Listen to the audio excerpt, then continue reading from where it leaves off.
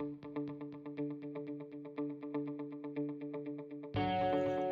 students, how are you today? Nah, anak-anak, hari ini kita belajar tematik. Tema 6, cita-citaku, subtema 3, giat berusaha meraih cita-cita. Buka bukunya halaman 111. Semua cita-cita membutuhkan usaha yang keras dan pantang menyerah. Bahkan, terkadang kamu harus melakukannya lebih keras dibandingkan orang lain. Sudahkah kamu menentukan cita-citamu? Tentunya kamu harus tahu dan harus melakukan sesuatu untuk mencapai cita-cita kamu.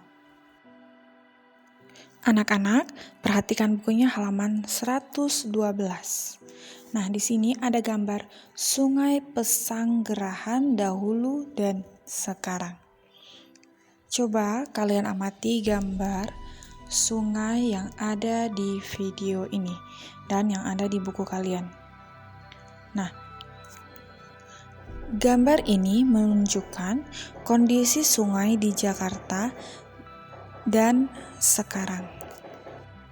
Menurutmu, siapakah yang berperan untuk mengubah sungai tersebut? Ternyata, semuanya berasal dari satu orang yang peduli dan bertekad baja. Nah, ini dia di halaman 113, si pendekar Kali Pesanggerahan. Nah, kalian bisa baca di rumah ya, nak. Dan jika kalian sudah selesai membaca, kalian lengkapi diagram yang ada di buku kalian di halaman 114. Cita-cita Bang Idin sungguhlah sangat mulia. Usaha dan kerja keras telah dilakukan untuk mewujudkan mimpinya yang dapat memberikan manfaat yang besar kepada masyarakat di sekitarnya. Ada banyak orang seperti Bang Idin yang bercita-cita untuk selalu menjaga dan melestarikan alam sekitarnya. Nah, sekarang kita masuk ke halaman 115. Nah, di sini ada puisi, judulnya yaitu Penjaga Alamku. Kalian bisa baca dan jangan lupa dikerjakan soal yang ada di bawah. Anak-anak, tahukah kamu? Deklamasi merupakan salah satu cara membaca puisi tanpa menggunakan teks puisi. Biasanya, orang yang mendeklamasikan puisi harus menghafalnya terlebih dahulu. Membaca puisi memerlukan pelafalan yang jelas dan intonasi yang tepat. Selain itu, pemenggalan kalimat juga harus diperhatikan. Dengan demikian, puisi tersebut akan enak didengar dan mudah dipahami isinya. Anak-anak, perhatikan bukunya halaman 116. Indonesia memiliki berbagai sumber daya alam yang dapat memenuhi kebutuhan hidup seluruh warga penduduknya. Sumber daya alam hayati dan sumber daya alam mineral dalam berbagai rupa tersedia melimpah di Indonesia. Akan tetapi, tidak berarti sumber daya alam itu dapat dikuras habis untuk memenuhi kebutuhan manusia.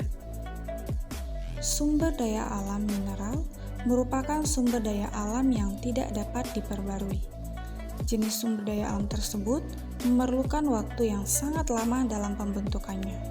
Waktunya tidak sebanding dengan cepatnya sumber daya alam itu digunakan untuk kebutuhan hidup manusia. Sumber daya alam mineral yang dimaksud berupa bantuan dan bahan tambang. Bantuan dapat berupa pasir, tanah liat, dan semen. Bahan tambang berupa emas, besi, batu bara, dan minyak bumi. Sumber daya alam hayati berupa tumbuhan dan hewan yang menjadi sumber makanan manusia. Selain itu, tumbuhan dan hewan berperan untuk menjaga keseimbangan alam. Bencana alam yang terjadi salah satunya karena keseimbangan alam terganggu. Banjir di Jakarta karena sungai-sungai yang tidak dipelihara dan dijadikan tempat pembuangan sampah. Hal ini menyebabkan kerugian yang sangat besar, baik bagi manusia maupun bagi makhluk hidup lainnya. Alam dan sumber daya alam memang harus dijaga agar lestari. Semua orang dapat melakukan sesuatu untuk menjaga dan memeliharanya. Jika alam rusak, manusia dan makhluk hidup lainnya akan kehilangan tempat tinggal dan sumber kehidupan. Oleh karena itu, manusia harus berusaha menjaga. Salah satunya adalah dengan mengampanyekan usaha sederhana memelihara lingkungan melalui poster. Anak-anak, sekarang perhatikan bukunya halaman 119. Nah, kalian bisa lihat di situ terdapat pemulung memungut sampah.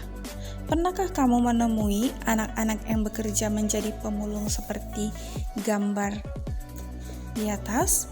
Pernahkah kamu berpikir mengapa mereka bekerja di usia muda mereka? Apakah yang dilakukan mereka? Apakah peran mereka di masyarakat? Tahukah kamu bahwa beberapa anak pemulung tetap sekolah? Mereka memiliki cita-cita juga seperti kamu. Bahkan ada beberapa pemulung yang telah mencapai cita-citanya dengan gemilang. Kalian bisa perhatikan di halaman 120. Nah, di sini ada wacana aku sarjana pemulung. Nah, kalian bisa baca di rumah. Semoga ini bisa menjadi inspirasi buat kalian. Tahukah kamu bahwa sampah telah menjadi masalah lingkungan yang semakin sulit diatasi? Sampah plastik telah menutupi beberapa samudra dan mengakibatkan kerusakan lingkungan yang serius. Banyak hewan laut mati karena memakan sampah plastik. Salah satu cara yang dilakukan masyarakat kini adalah dengan menggalakkan gerakan daur ulang sampah plastik.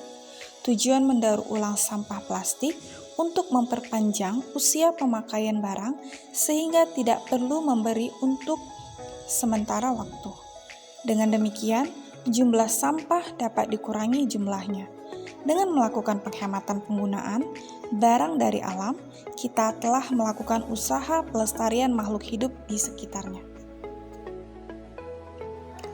Pelestarian makhluk hidup dapat dilakukan melalui cara-cara di antara lain berikut ini. Yang pertama, upaya pelestarian tumbuh-tumbuhan. Upaya yang dilakukan yang pertama itu adalah kebun koleksi, yang kedua kebun plasma nutfah, yang ketiga kebun botani. Yang selanjutnya yaitu upaya pelestarian hewan. Nah, upaya yang dilakukan yang pertama menangkar hewan langka dengan cara mengisolasi hewan tersebut. Yang kedua, mengambil telur-telur hewan untuk dibantu menetaskannya. Yang ketiga, memindahkan hewan langka ke tempat yang lebih cocok. Yang keempat, membuat undang-undang perburuan. Yang kelima, menindak tegas para pelanggar dengan memberikan sanksi hukum sesuai dengan hukum yang berlaku. Anak-anak, sekarang perhatikan bukunya di halaman 132. Di situ terdapat peta. Peta adalah sebuah gambaran permukaan bumi pada bidang datar yang diperkecil dengan skala tertentu. Nah, di halaman 132 terdapat peta yang disebut dengan peta tematik, yaitu peta yang berisi informasi khusus. Peta persebaran sumber daya alam berupa tumbuhan di atas menunjukkan daerah-daerah yang memiliki sumber daya tumbuhan untuk kebutuhan hidup masyarakat di Indonesia. Sumber daya alam tumbuhan diantaranya adalah tanaman pangan, tanaman industri, dan tanaman hutan. Tanaman pangan terdiri atas tanaman padi, palawija, sayuran, dan buah-buahan. Sedangkan tanaman industri berupa tanaman tebu, karet, kopi, teh, kelapa sawit, tembakau, dan kopra. Tanaman hutan diperlukan untuk mencegah banjir, tanaman longsor, menyimpan cadangan air, serta perlindungan hewan. Sumber daya alam berupa hewan terdiri atas hewan liar dan hewan ternak. Hewan liar tinggal di hutan dan taman-taman nasional untuk dilindungi dari kepunahan. Contoh hewan liar yaitu harimau, kera, orangutan, gajah, badak, banteng, dan anoa. Hewan ternak merupakan hewan yang dipelihara atau diternakan untuk memenuhi kebutuhan manusia. Contoh hewan ternak yaitu ayam, itik, sapi, udang, dan domba. Anak-anak, demikianlah video pembelajaran tematik hari ini. Jangan lupa belajar dan dikerjakan tugasnya di halaman 114 dan 121. Jika kalian sudah selesai, maka kalian foto dan kirim foto lembar jawaban ke Google Classroom. Hari Senin akan kita bahas kembali di Go Meet. Bye!